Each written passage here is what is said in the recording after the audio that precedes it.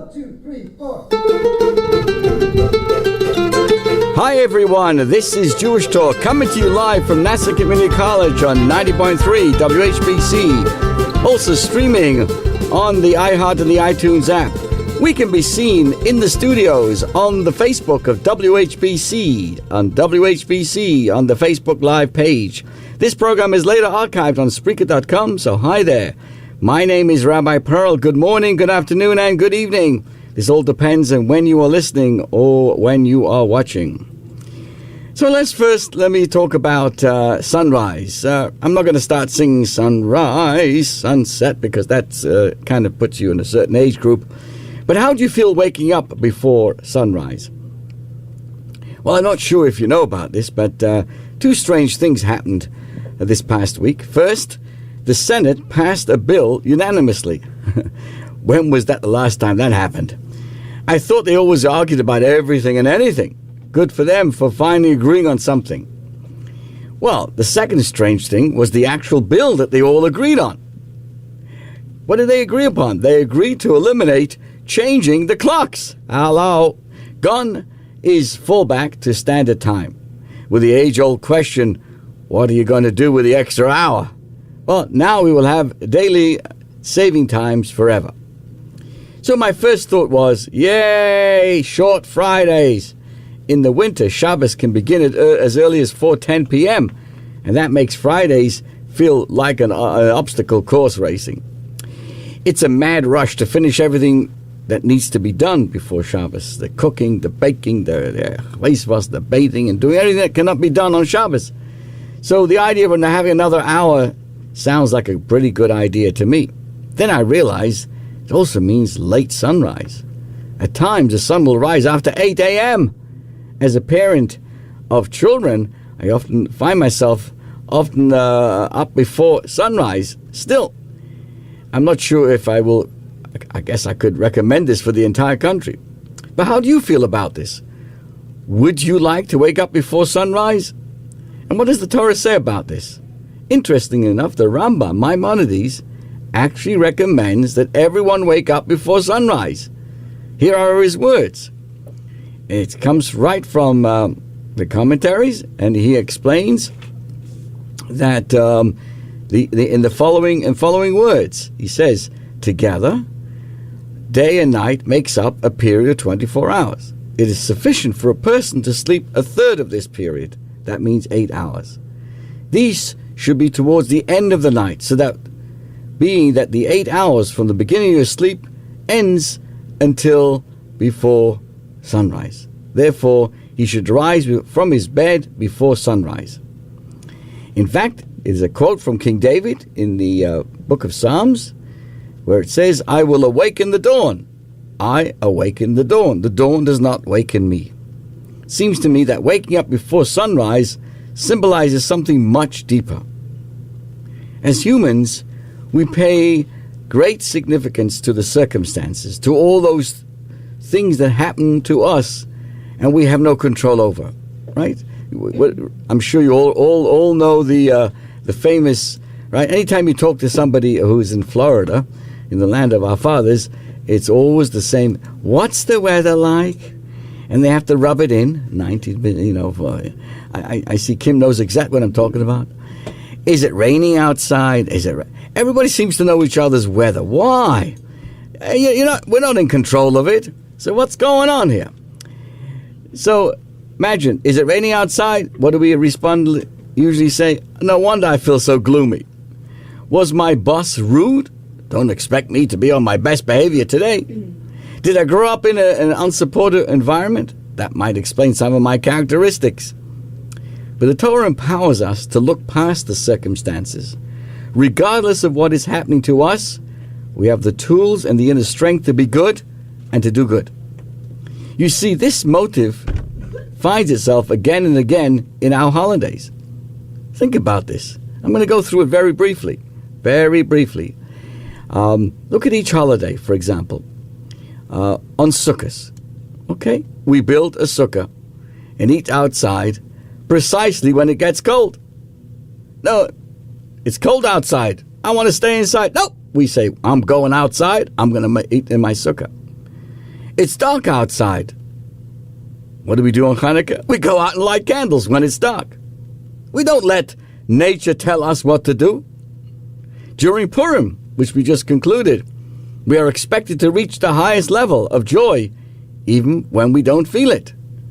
I'm no holy roller, dear friends, but let me tell you something. As we celebrated at Chabad of Mineola, with nearly 100 people, with music and entertainment and everything else, inside of me I had a certain sense of how could we be enjoying ourselves when what's going on in Ukraine, and so many refugees and so many people lost their life. But that's what Purim asked us to do, to rise above, even when we don't feel it. What about Passover coming up? It reminds us to go out of Egypt, break free from all of our inner limitations. So, of course, you know the famous joke that summarizes all the Jewish holidays, right? We won, let's eat kind of talk. But I think I can summarize it a little bit differently. The circumstances are not favorable, but we have the power to make a difference. Let's do it. With that in mind, let's be inspired by what we see. Now, on the one hand, we shouldn't be allowing ourselves to be controlled by what we see, or by the weather and all the other things that I've just discussed, but to be inspired. Some of the most beautiful and sensitive acts in this world are done in a very quiet, simple, and unassuming way. The huge importance of these deeds in leading the way to completely transform the darkness of our world might be overlooked by our coarse eyes down here, but not by the one above. Similarly, our sages teach that miracles from the highest source descend the lowest and vest themselves in nature to the degree that the person experiencing them may not even realize that they are miraculous. So what do I mean? It pays to keep our eyes open to the small wonders from above, the divine providence that surrounds us, as well as the beauty of the natural world. Observe the gorgeous sunrise and sunset. Watch the earliest signs of regrowth after winter, and notice too the seamless way that very difficult things can sometimes come together and work out. So let's acknowledge these wondrous phenomena. Thank Hashem, thank the Creator, and share them to inspire and encourage one another. And let's gratefully acknowledge and be inspired by those gentle acts of goodness and kindness that we notice or experience being done by others. Let's pay them forward with a warm heart and motivate others as well. Any one of them alone is enough to bring the redemption right now, and surely we need it. Let me continue now a little bit about the Torah portion of this week. In the Jewish tradition, every week, another entire section of the Torah is studied. It's called the Sedra, or the Parsha. And each day we learn a little section of it, and comes Shabbos, in the synagogues, we study the entire section. So this week is called Shemini. That's the section. And this week brings up a very, very, very important area of Jewish life. Very, very basic one. And that is the laws of kosher. Right? We're talking about being kosher, eating kosher. So let's talk about that and the significance of that itself. So the Torah portion called Shemini introduces us the Torah's dietary laws. Animals must, what does it say? Animals must chew their cud and have split hooves to be kosher. Fish needs fins and scales, and a list of forbidden fowl are enumerated as well. Now, sometimes one of the frustrating, I guess maybe I shouldn't use this word on the air, but I'm going to use it anyway. I hope Kim is not listening. It's a kind of a disappointment to me that many people believe that the kosher laws are outdated today. After all, in the desert, our ancestors needed to protect themselves from trichinosis and all sorts of diabolical diseases. So some kind of, some sort of dietary system was needed. But today, come on, give me a break already. And they argue it's an age of refrigeration, government inspection, and modern hygiene standards. The kosher laws are archaic, quite dispensable. How sad. The fact is that the kosher laws were never given to us for health reasons. If they happen to be healthy or provide good hygiene, that's purely a fringe benefit. It may well be one of the perks, but it's never been the reason. I often joke that if the kosher laws were for health, then all the rabbis should look like Schwarzenegger, and those who don't keep kosher should look sickly. In fact, anecdotal evidence seems to prove the very opposite. Your average, observant type looks rather scrawny or overweight, and the guys that are not so kosher are the ones with the big biceps. So let me say categorically, kosher is not for our physical health, but for our spiritual health. It's not for our bodies, but it's for our souls. It's the diet to help us keep spiritual and to be sensitive to the innate holiness that we have inside of ourselves. So while the Torah actually records no official reason for these laws, the great rabbis and philosophers have given us and speculated on their purpose. They act as amongst the many reasons given. It's a bulwark, a protection against, let's call it, assimilation. On a simple level, a person keeps kosher. He's going to shop, he's going to hang out, he's going to socialize and remain within his own community. He goes shopping in that community, he interacts with people in his own community. It makes a big difference, right? If you go in, how you live and who you interact with will certainly make a difference. There's no doubt that keeping kosher is an important life choice, and it actually acts as a protection in interaction with society. On a deeper, more spiritual level, it keeps us very sensitive to what we are.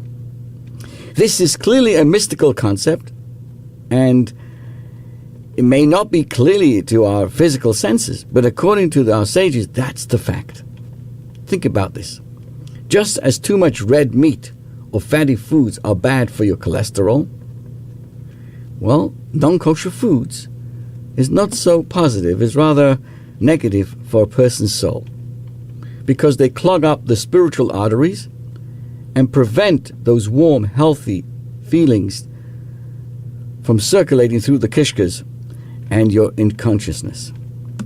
It's very important to have a mezuzah on your door, right? For example, it identifies your home as Jewish. But what really defines your home as a Jewish home? What Yazidi meant when he said with great pride, "My children run a Jewish home." What were they meaning? That is the kitchen. A kosher kitchen makes a Jewish home truly Jewish. It also extends a very warm and eloquent invitation to all. Here you are welcome. Here it is safe to come in and eat. Make yourself at home. Your favorite diet may build healthy bodies. The kosher diet builds healthy souls. So walking past a non-kosher restaurant, a rabbi couldn't help but notice a prominent member of his congregation walking inside. He peeked through the window to see if he was really sitting down to eat, and he was. The rabbi waited patiently to see what he would order. After a while, a waiter wheeled over a cart with a massive pan and unveiled, opened up, and what was inside of it? A roast pig with all the trimmings, down to the traditional apple in its mouth. The rabbi was shocked. He rushed inside. He says to his congregation, "You! How could you?" "Rabbi," says the man calmly, "this is such a fancy restaurant. All I asked for was a simple apple, and they made such a fuss." You see, if there's any one food that gets us going, gets our blood going, it's the pig. Do you know there are even Torah laws against raising them? Not only in Israel, but anywhere. In fact, the Talmud pronounced a rather negativity upon the breeders of swine. Pig in the Jewish dietary laws is repulsive. I've heard it myself. There's so many times over the years, Rabbi, I'm not strictly kosher, but I would never eat pork. But why single out the poor pig? Halachically, a cheeseburger is actually worse. While we may, under some circumstances, benefit financially from swine, we may not do so from a cooked mixture. You can't sell a cooked mixture that includes meat and milk. At one time, pigs were considered dirty and thought to be spreading all kinds of horrible diseases like trichinosis. But today, pigs are touted as the next source for human heart, and there may be going on for many parts of the medical world for human heart transplants. So, as an example, so why are they so still so despised? Well, we know that to be kosher, to be a kosher animal, must chew its cud and have split hooves. The swine is unique in that it has split hooves, but does not chew its cud. The sages therefore looked upon the swine as a model of blatant dishonesty. The way a pig wallows on its back, it appears to be showing off its kosher looking. So it makes itself out to be kosher, even though it's absolutely treif. So the pig is therefore compared to Esau, who would regularly ask his father all kinds of halachic questions, would make him appear to be a devout scholar, when in fact he was a murderer and more. In other words, it's not just that the pig is unkosher. Plenty of animals are. But rather, the pig makes a point of giving the impression, by showing its paws, the split hooves, that he is kosher. It is the deceit and the duplicity that makes him so reviled. In Hebrew, we would call him a tzavua, one who paints himself to look pious when inside he is a scoundrel. There was a politician running for office, and in his election campaign, he promised to lower taxes. When he actually is elected, he raised them. When confronted that he promised to do the opposite, he said, "To tell you the truth, I lied." And the people were so impressed, they never met such an honest politician before. The Torah wants us to be observant, religious, but also expects us to be honest and not to make false impressions. So more than simply being unkosher, the dishonesty and the hypocrisy of the swine is what makes him so abominable. He gives a holy impression when really he is as unholy as they come. I suppose it's like they say, better an enemy you know than the enemy who disguises himself as a friend. There are terrorists in camouflage outfits, but there are far more dangerous terrorists who wear the pinstriped suits. So, please Hashem, let us think about this, for us to live that way as well.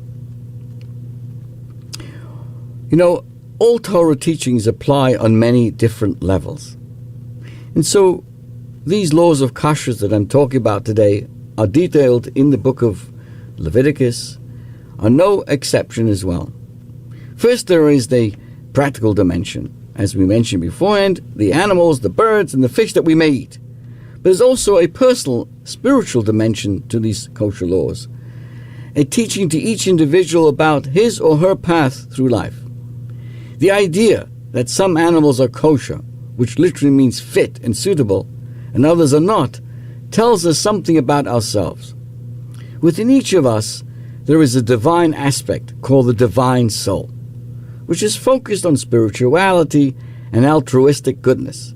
The divine soul may express itself in our lives only rarely.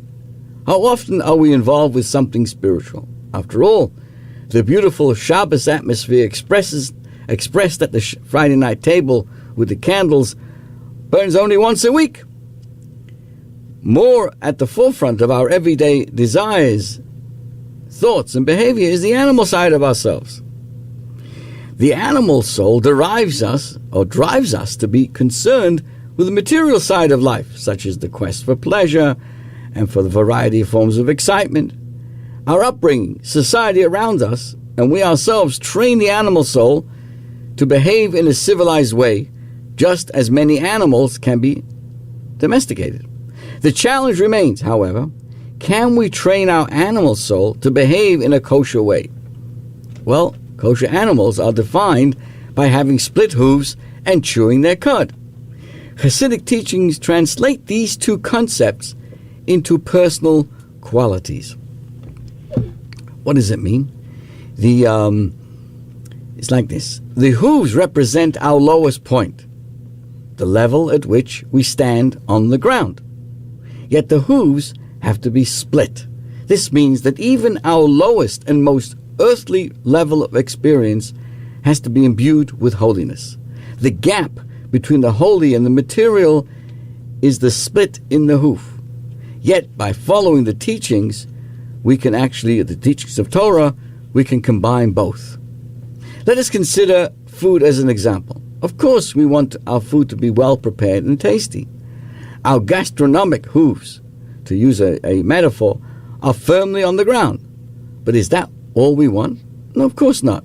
Here's where we must get the split. By going to the trouble to make sure the food's accords follow the accords within the laws of kashrus and other aspects of Jewish ideals, we are creating a split in the hoof. Hasidic teachings declare that through the split, there shines a spiritual radiance. What about chewing the cud? Perhaps you can guess that. Chewing the cud suggests thinking over something, ruminating it. This is a distinguishing feature of a spiritually healthy behavior. The mind rules the heart is an ancient Jewish teaching, which describes our power to use our minds for our greatest spiritual benefit. Through careful thought, rather than heedlessly following the prompting of our emotions, we actually reach a genuine sense of direction. Our mind helps to illuminate the best ways to feel and to behave. Therefore, through having split hooves and chewing the cud, internally, we come to keep kosher not only in the kitchen, but in our entire lives. So all I can say is ENJOY, enjoy. And now let me go to another thing that's in my mind. Yesterday in our synagogue, we had the opportunity to share an interesting thing about musical notes. You know, when you come to a synagogue, and at the high point of the services, we read from the Torah. If you ever looked inside the actual parchment of the Torah, you see it has no vowels and no musical notes. But the Torah is described as a book of song. And therefore the tradition is that when you read the Torah in the public forum, it is read with music, and it's called trup. T-R-O-U-P-E, trup, or T-R-U-P-T. In any case, one has to be able to recognize and remember how to apply the musical notes on letters that don't have them there, and certainly don't even have the actual punctuation. And there's all kinds of prompts of these trup sounds. One of them is called shalsheles. Now shalsheles, let me see if I can do this. It sounds like this when it's written on a particular letter or a word. It goes like this. That's the sound of the shalsheles. Now if you think of it carefully, it goes, it's like a zigzag, goes forward, it's like that old-fashioned, remember the old-fashioned cars? You're trying to start it up with the battery and with the handle, it kind of speaks of friction, of turmoil, of inner conflict. Well, interestingly, this particular sound that I'm sharing with you today only finds itself in four times. 4 times do we find it in the Torah. 3 in the book of Genesis, and once in the Torah portion that we read yesterday. And what's interesting is that each time it's placed on a particular word, its context is in the form of an inner conflict, a give and a take within the individual that we're talking about. Where do we find it? Number 1, when Lot, L-O-T, Lot, the nephew of Abraham, is called upon by the angels to leave his town of Sodom. And he has this inner conflict. Should he go? Shouldn't he go? It's this zigzag. And that's where we find that first sound. Because he wasn't sure. He built his life in Sodom, but he knew that he doesn't belong there. Back and forth until he had to be pulled out by the angels. So in life, a person can find themselves having to go back and forth in the mind. Do I belong? Don't I belong? It's an inner conflict. That's where we find it, number one. Number two, we find it with Eliezer. Eliezer was the servant of Abraham. He'd been sent to find a wife for Yitzchak. And there too, we find a word with the words, What was his hesitation?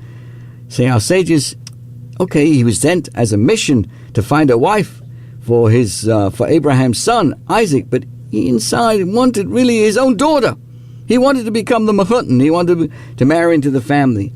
On the other hand, he was sent to find specifically someone from that family.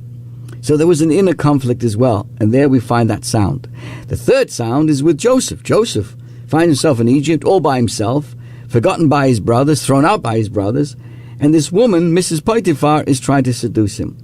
And back and forth she tries to every single day, until one day he nearly transgresses. Again, at that particular point, we read about his hesitancy. Yes, back and forth. And of course, he made the right decision. The fourth time, which we read about only yesterday, is when Moshe Rabbeinu, Moses, is inaugurating the new Mishkan, and he's about to make his last effort, the sacrificing of that particular sacrifice that he did. We find the word Vayishchat, and he made that effort again with this sound of hesitancy of the shalshelis. What was going on that particular moment? He knew at that point he was now transmitting and giving over the position of the high priest to his brother Aaron. This would be the last time he would be doing something of that caliber. So again, it had a certain sense of his hesitation, of zigzagging back and forth. So basically, dear friends, the four moments that we find in the Torah with this sound are moments when the person has to look at themselves in the mirror and make the right decision. It could be in the decision of where we live, or the influence around us, the influence of a person looking for something that doesn't belong to them, or the inner cravings. And finally, the knowledge of knowing that each of us are here to pass on to the next generation, and to think of ourselves, did we do a good job or not? How did it go? The main point is, dear friends, the moment we're born, all of us are given the strength.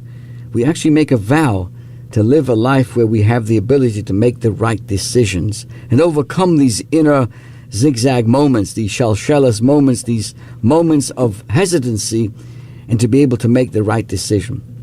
Thank you so much, everybody, for joining us today. Have a wonderful week. Until next week, have a good health and peace and good things for everybody.